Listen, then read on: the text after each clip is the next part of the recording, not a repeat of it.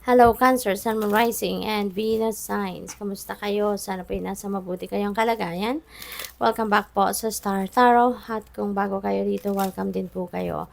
Please subscribe, like, share my videos, and leave me a comment kung nakaresonate po kayo. Thank you. Tignan natin. No? Sisilip lang muna tayo dito kung ano yung mga energies surrounding you in 2026. Kukuha tayo ng isang card sa bawat buwan, no?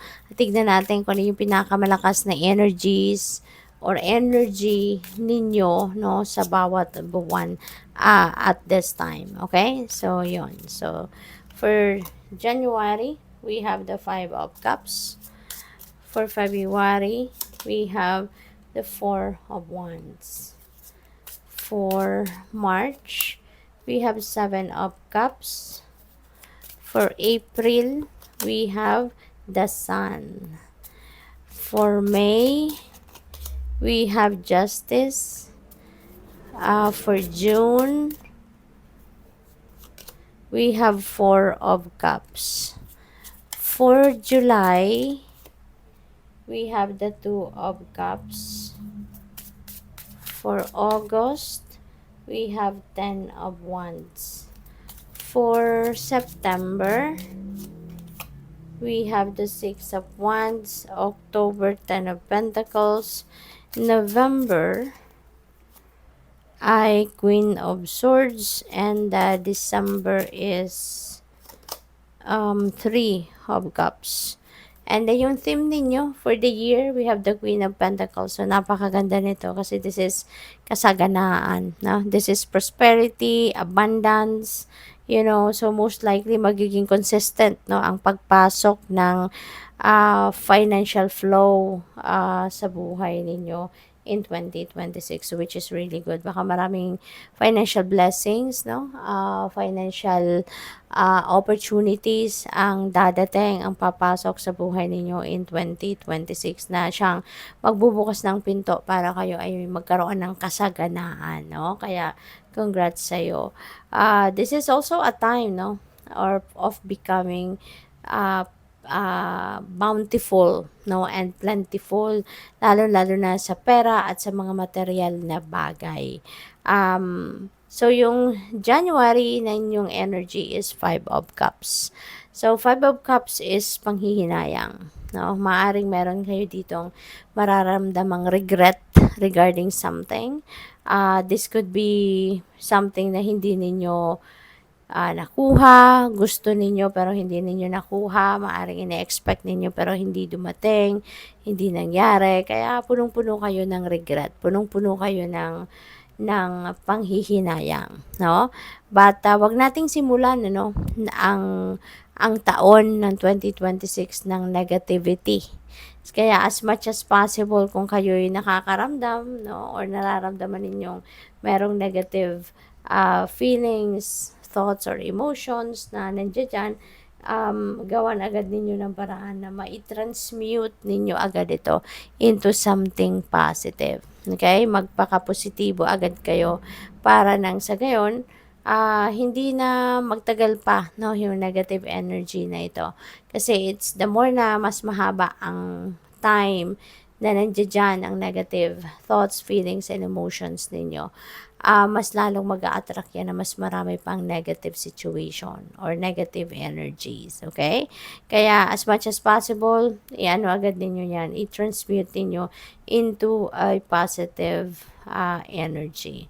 So, February, we have Four of Wands, may celebration, no? So, maybe you are celebrating love dito, baka meron ditong mga engagement, baka meron ditong kasalan, pwedeng meron din ditong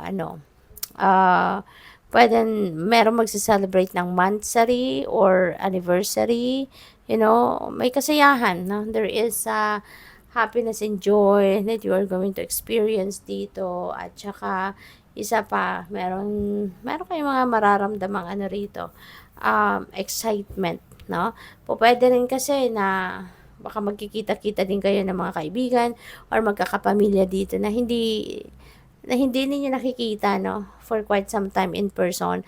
Pero sa pagkakataong ito, baka merong social gatherings or social events wherein dadalo din sila, dadalo ka din, kaya magkikita-kita kayo. So, it's going to be fun, no? For March, we have 7 of Cups. Ayan, maraming oportunidad, no, ang dadating. Marami kayong pwedeng pagpilian dito. Kaya, ang advice din sa iyo dito na gamitin mo yung iyong intuition, ano, bago kayo mamili, no? Bago kayo mamili ng kung ano ang kailangan ninyong gawin. Alright? Or kailangan ninyong kunin or piliin, 'di ba, na mga choices dito. Kasi ano to, you are given that liberty, no? You will be given that liberty dito to choose kung ano yung gusto ninyong magkaroon, no, sa buhay ninyo na opportunity. So, pagdating ng April, napakaganda kasi hitik nung yung araw, no? And that is also summertime na din sa atin, 'di ba? Dito sa Pilipinas. Kaya saktong-sakto, 'di ba? Talagang mag-aalab, 'di ba, yung init dito. And the sun is going to shed its light in your entire life that time, 'di ba? Kaya napaka-exciting nito, napakaganda na maraming ngingiti sa iyo yung araw, no? Mababalot ka ng liwanag, mababalot ka ng kasiyahan, excitement, transformation, maraming changes, maraming movement, no? And yung mga changes dito, these are positive changes, no? These are positive transformation that is going to happen. Kaya napakaganda, napakaswerte ninyo at this time. Pwede rin na meron ditong mga oportunidad, no? Na paparating na siyang maghahatid din sa inyo ng abundance, ng prosperity, 'di ba? Good health also, 'di ba? And tsaka kung meron man kayong mga problema, no? So, around that time, no, in April, magkakaroon na din siguro kayo dito ng solusyon. You will be able to find a way out, no, sa kung ano man ang pinoproblema ninyo. So, in May, meron justice, no? Justice will be served. Baka makukuha mo na rito kung ano yung para sa'yo. You'd be able to receive, no, what you deserve, kung ano yung pinaglalaban mo. Maaaring yan din ay makukuha mo na. Yan ay mai-award na sa'yo. Yan ay maibibigay na sa'yo. Okay?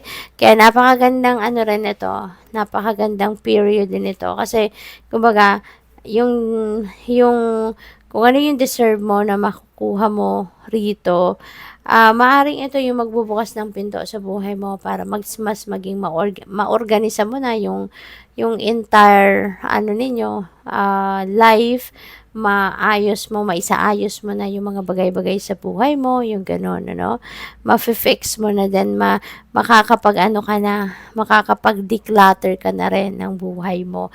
At kung ano yung maayos, mabuti, yun na, yung i-welcome mo sa buhay mo. So, in June, merong offer sa inyo, no?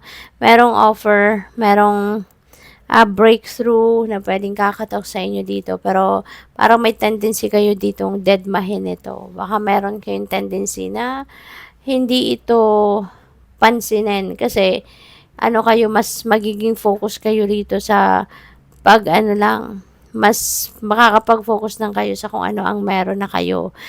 Parang hindi ninyo sukat akalain na meron pang dadating, meron pang biyaya na maaaring ibigay sa iyo ang universe. Kaya focus na focus ka na lang sa kung ano lang ang meron kayo.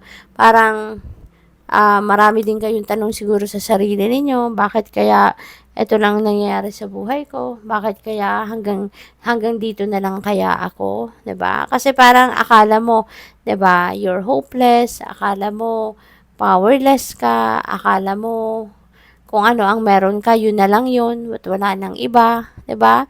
Kaya pansinin ninyo, no? This is a heads up para sa iyo na pagdating ng buwan ng June, make sure that you open your eyes, you open your ears, and especially your entire self, no? Buksan ninyo ito para sa mga oportunidad na po pwedeng pumasok sa buhay ninyo.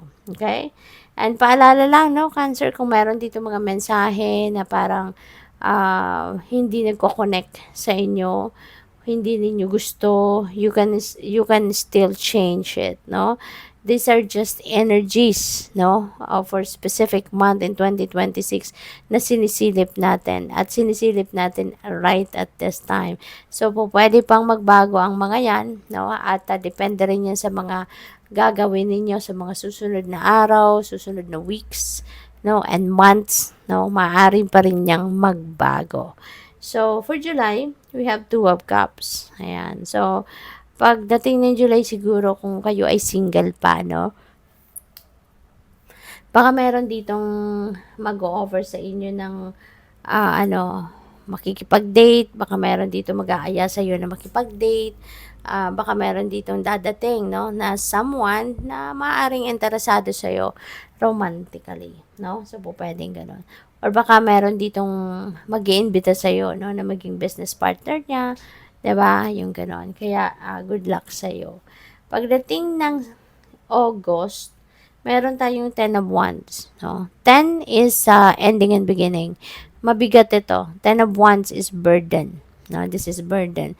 So baka ang iba sa inyo dito nakakaranas ng pagod na, nakakaranas na ng pagkasawa, nakakaranas na ng siguro nasusuffocate na kayo sa pagod, no, sa burden, sa stress na maaring nai-experience ninyo that time, no, or for a long time na siguro. Kaya maaring by this time, no, of the year, next year, baka kayo ay pwedeng gi-give up nyo na to, kung ano man itong nahihirapan na kayong sitwasyon, maaring i-give up mo na yan, or po pwede rin na hihingi ka ng tulong, baka hihingi ka ng assistance din from other people, no, at gusto mong baguhin na yung takbo ng buhay mo that time.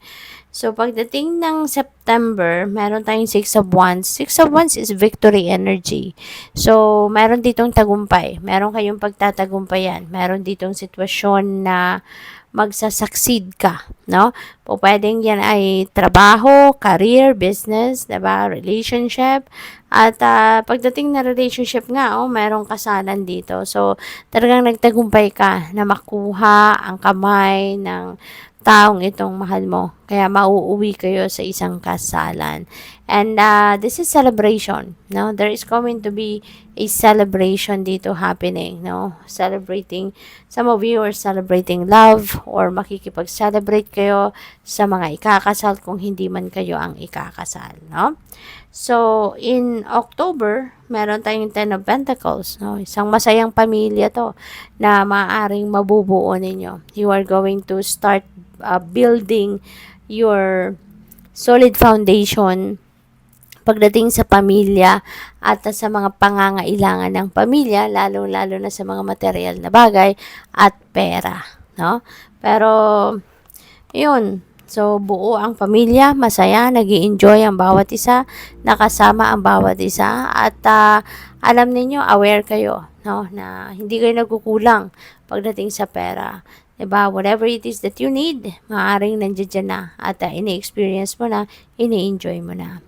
So, pag November, Queen of Swords, ayan, since palapit ka na ng December, towards the end of the month, parang feeling ko rito, you are going to start decluttering your life.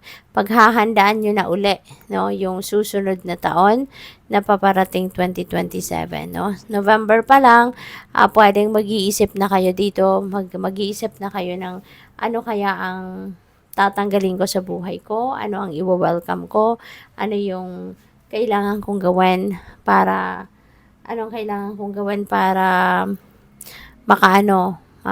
mabago ang takbo ng buhay ko, yung mga ganun. So, maaring gagawa ka ng parang reassessment, no, and re-evaluation of what happened, no, sa buhay ninyo the entire year. Parang i-assess ninyo ito, no, during that time. So, pag December naman, we have Three of Cups. This is a lot of celebration, ano, sa taong itong darating para sa inyo. Maraming kasiyahan, maraming pagmamahalan, opportunity for abundance and prosperity, dadating din. And celebration. Ang daming biyaya na dadating sa inyo. Kaya, maraming selebrasyon ang gagawin ng ang karamihan sa inyo, Cancer. And in December nga 2026, ang energy dito is reunion, no? Maaring this is reuniting with friends, with family, 'di ba?